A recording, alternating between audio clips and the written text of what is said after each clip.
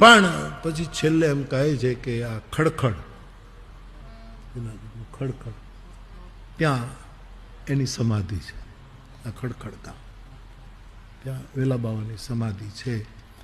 ત્યાંથી તો પાછા પ્રગટ થયા અને પછી ત્યાં સમાધિ લીધી, પ્રારબ્ધ પૂરું થયું, દેહની પેલી પૂરી થઈ પછી કે ત્યાં એની સમાધાની. પણ મેઘાણીભાઈ એમ લખે છે કે ત્યાં કોઈ દેવસ્થાન કે એવું કશું છે નહીં. આ ખડખડ તો અહીંયા જ ને. હા, ખડવા